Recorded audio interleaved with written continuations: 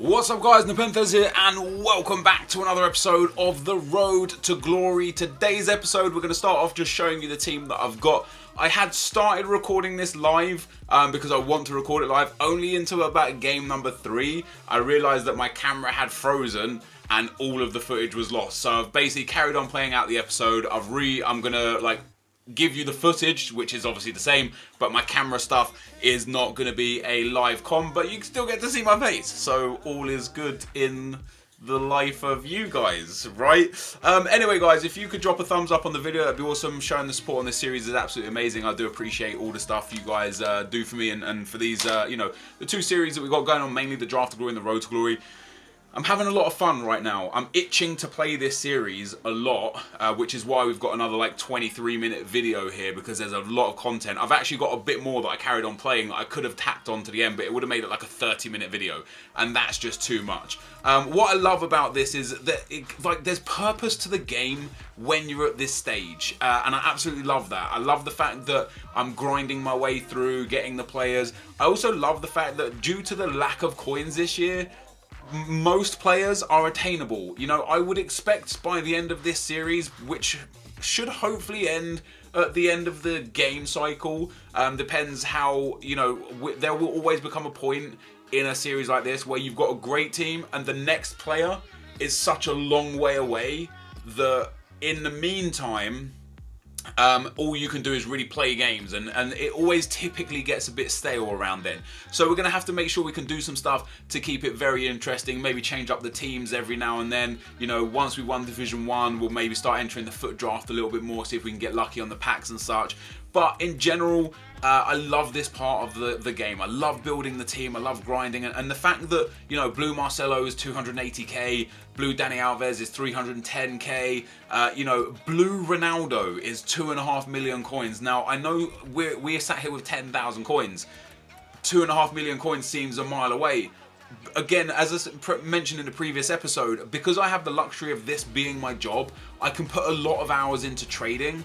It's not impossible that we could end with a Blue Ronaldo or a Blue Messi or a Blue Neymar at 1.9 million coins or a Blue Modric at 500,000 coins. It's not impossible for us to get these players. Now, one of you guys watching obviously saw my gamer tag in one of the previous episodes, and they sent me a whole bunch of kits and a contract. I appreciate that. For any of you guys that don't have this sort of stuff, find a friend, tweet, forums, Reddit, find someone that has a really high EASFC level and get them to gift you the stuff as well. If you've got like a coin boost of like the 5 times 1,000 coins for each game and you're like, damn, I'd love to have that, find someone that will gift it to you, because that 5,000 coins could be massive for you. Now, those two left backs that I purchased them for 3,300 and 3,500. It was for the tournament that was out. I sold them both for 5,000 coins, which I was very happy about. Made a nice little bit of profit, which is why we've got almost 10,000 coins in the bank right now. Very, very happy. Because of the Chinese New Year, EA are releasing things every 8 hours. Obviously 8 is China's lucky number. I believe that's why it's 8 anyway, right? And so they're releasing these new offline tournaments every 8 hours, which is giving a good opportunity for people to trade, because you can see the new tournament in advance, and you can go and buy those players for low. When everyone's interested in them again, sell them for high.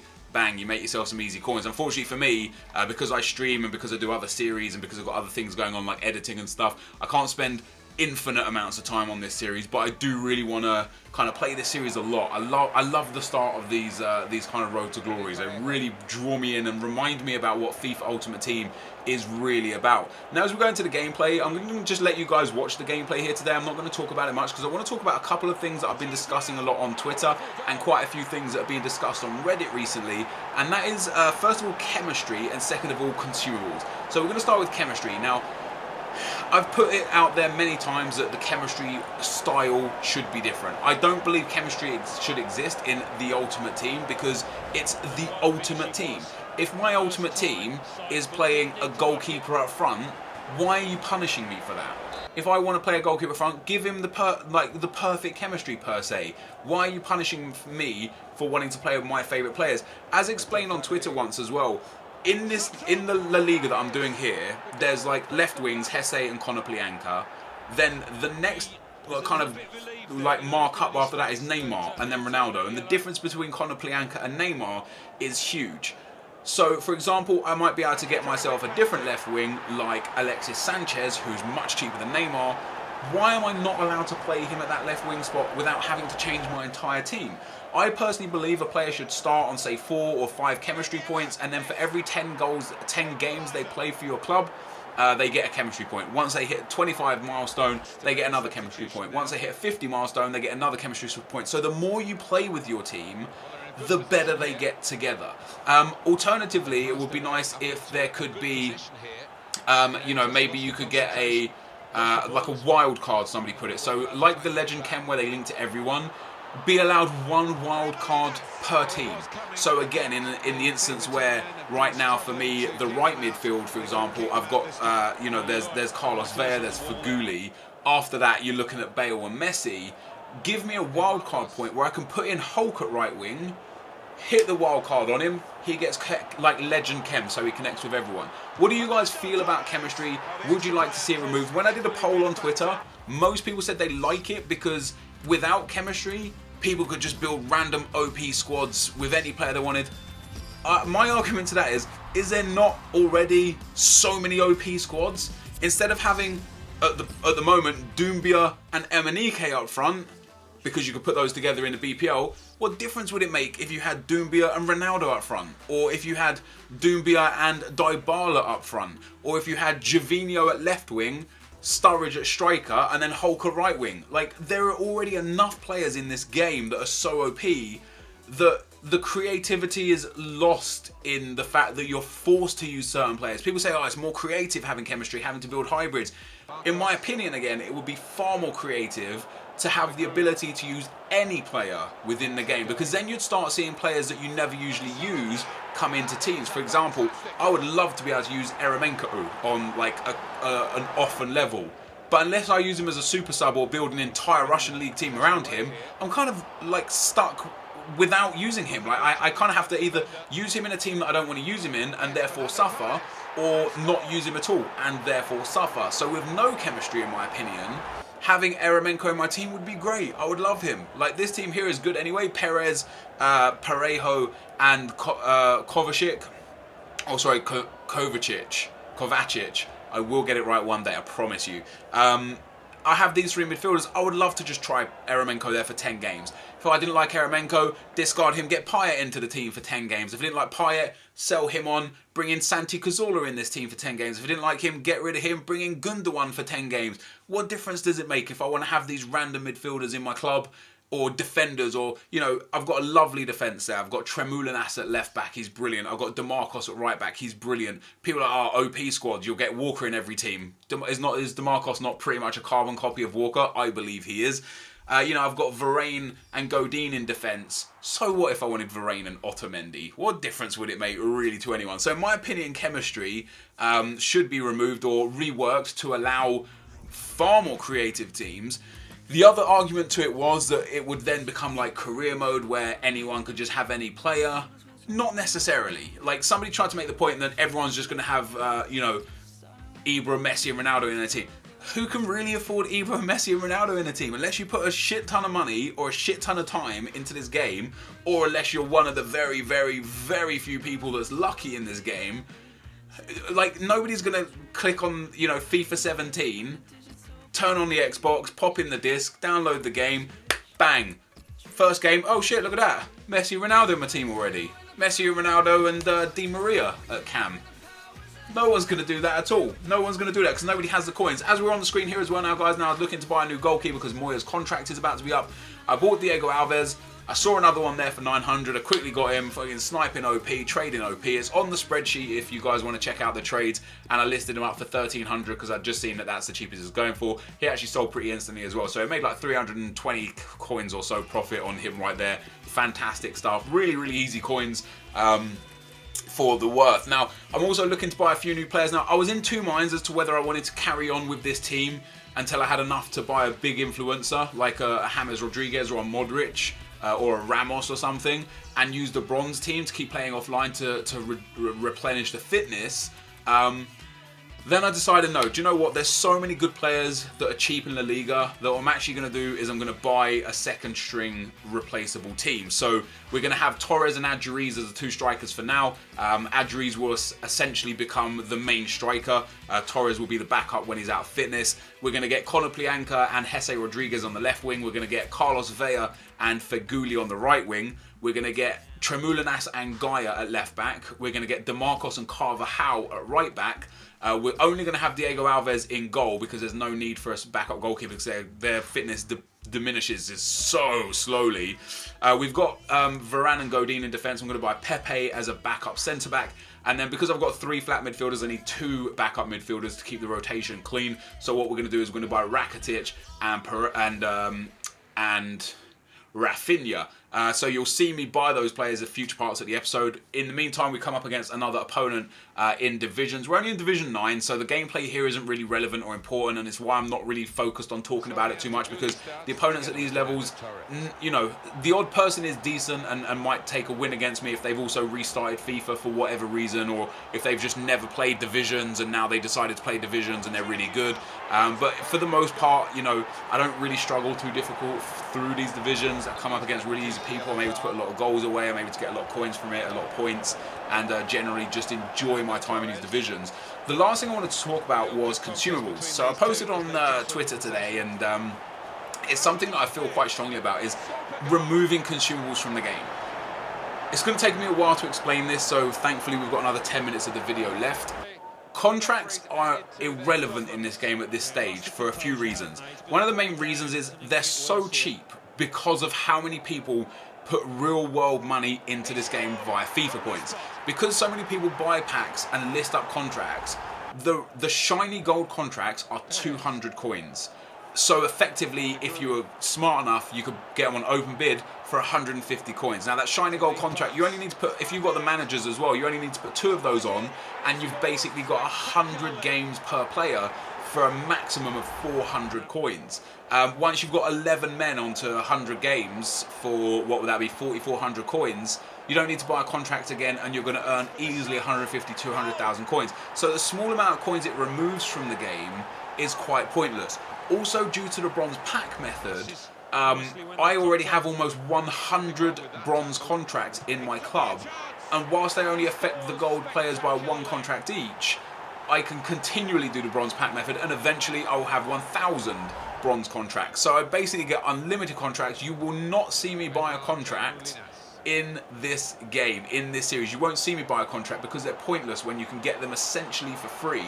The only time I will buy a contract is if I can't be bothered to do the bronze pack method anymore because it takes too long to generate the coins, and I just want to go out there and buy a whole bunch of contracts because I've got excess of coins. I'm going to slap them on my team and then play a whole bunch of games.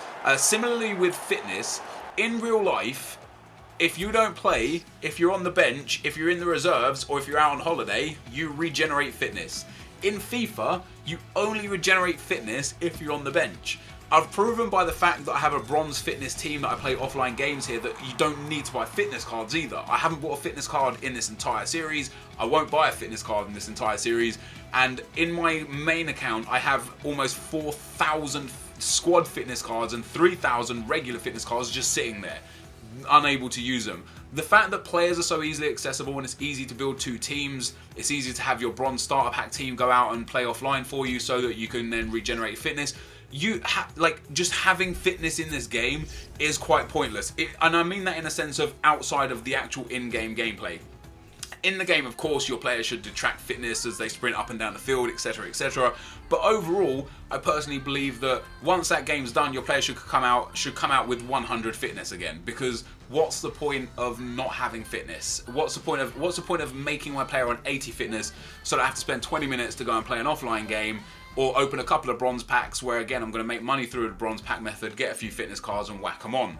Easy done. Like it's kind of, I don't know, for me, just because of the amount of people that spend money on this game that floods the market with infinite amounts of consumables, it kind of negates the use of consumables. For example, the all injuries gold card, the +4 that covers all injuries, I've never seen an injury longer than 2 games in FIFA 16. I don't know if you guys have ever seen a 3, 4 or a 5, which is the only relevant information here. But again, if you have coaches, the +4 becomes +6. So unless you get a 7-game injury, you can get the all-injury gold card, the rare one, for 200 coins.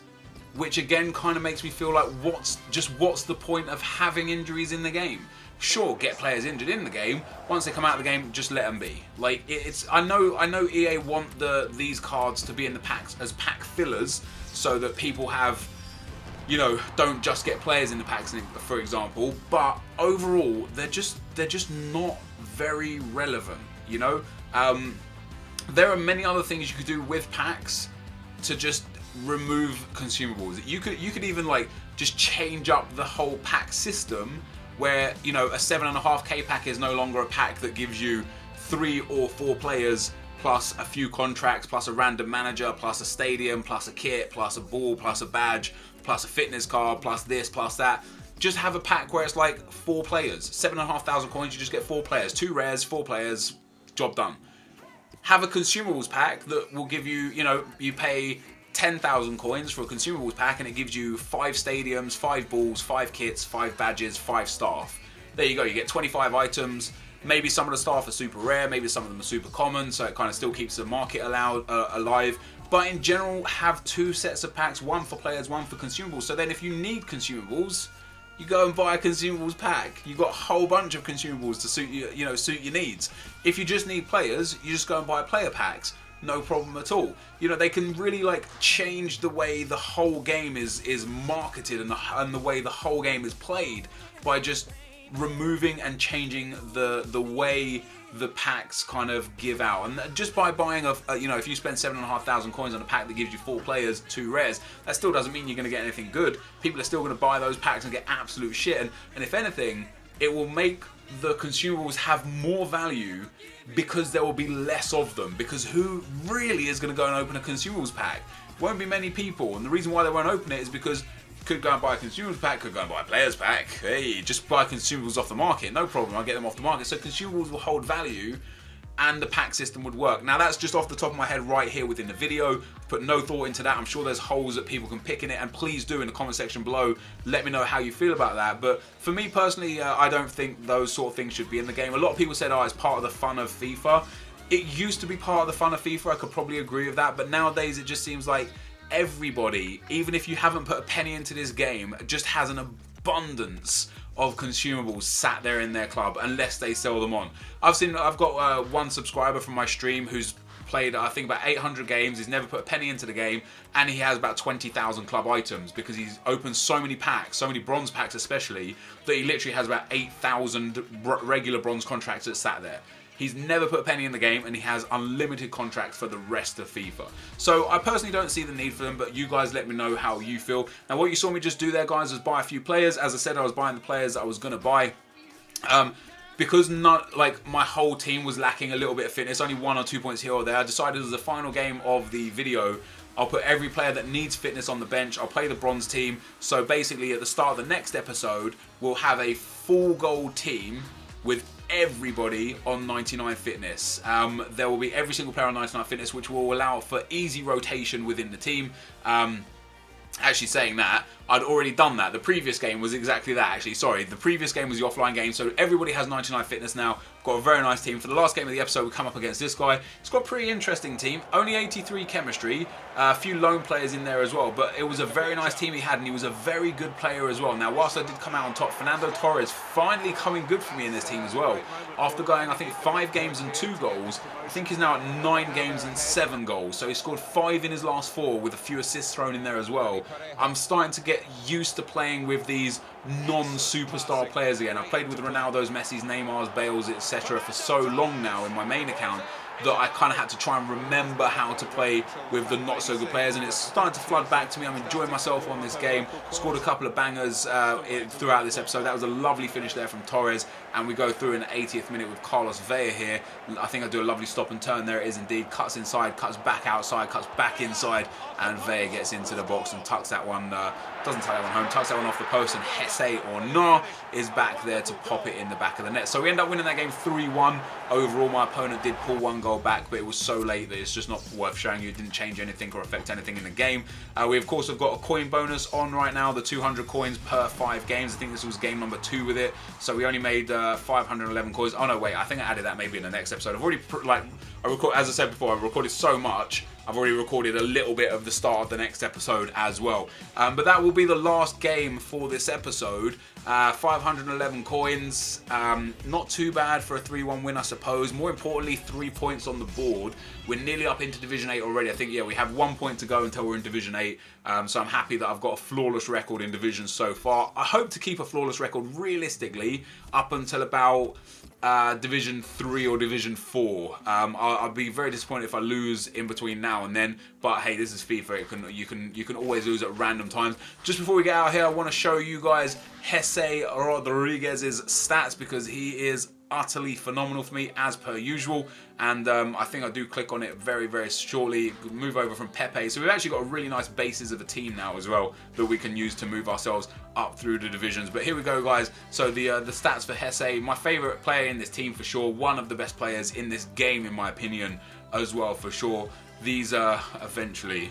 These are his stats. I'm going to keep saying these are his stats. We're going to end the video here anyway, guys. So thank you guys for watching. Hopefully you enjoyed it. If you did, be sure to leave a like, rating, comment, and subscribe to my channel if you haven't already. But for now, guys, I'm out. Peace.